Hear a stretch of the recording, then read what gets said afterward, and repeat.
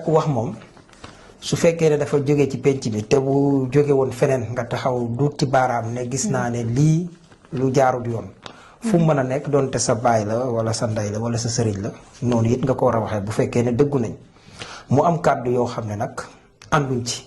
ñi ñuy nax naan ay góor jigéen la ak doonuñu ko yooyu yëpp dafa dal moom daal mbir yi doy na war yooyu yëpp moom du dara vraiment yërmande yi Serigne Touba daal nañ ko indi. kon coow góor jigéen yaa ngi koy suivre. non damay dégg rek waaye pas suivre xam nga dafa am sama benn doom boo xam ne ku ñuy wax Pape Cheikh.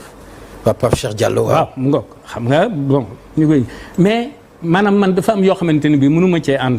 keroog bi mag mi waxee lii yaakaar naa dégg nga kàddu yi nga xamee ne moom laa ci yëkkati woon.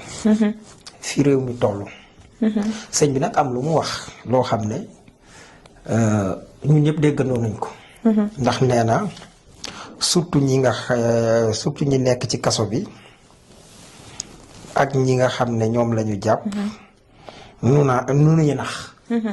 baatu nu nuy nax naan ay góor jigéen la ak. nangam ak nangam. xam nga baatu nu nuy nax. ñen ñoo koy nax. beneen bi nag yërmande ji mu wax ak leneen li nga xam ne wax ñu ñëw ci surtout mu wax ne sama doom kon day mel ni. Pape Cheikh mi nga xam ne nee na sama doom ne nangam nangam mais Pape Cheikh moom dafa tooñ sénégalais yi nit ki tëju ci néegam wala comme ci gorotam wala feneen ak feneen def fa la mu def.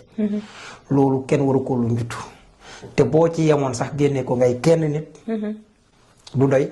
da ngeen a war a doon ñeent ñu bokk fu ñu jóge te du ñu wootante. kon loolu da ngay xam ne lu jafe-jafe la. ba yow mi ko wax sax boo fekkoon yaa ko wax ci lislaam te amoo ci ñeneen dañ lay sax duma. léegi loolu yëpp bu amee waaye ki def lu ne fàng ci penc bi may ñëw nag wax ko loo xam ne xaj na moom koy gën a xam. mu yonent bi sallallahu alayhi wa sallam mbirum góor jigéen amul woon jurisprudence bi amul woon ci kanamam. waaye junjoon na ne lenn ci xeetam danañ dem ba di ci dugg.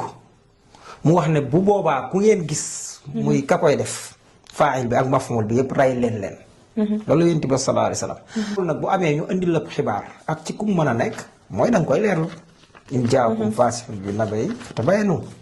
boo ko leerloo danañ la ci wax ne la Pape Cheikh mii kat 2019 am na koo xam ne pelentente nañ ñoom ñaar. ba jàngoro ba loolu feeñ tey buñ ko saafara woon. fu muy am. léegi nga mën cee jël li ñuy wax transmission volontaire mais waxuma sax waxu transmission volontaire loolu côté loi la mais côté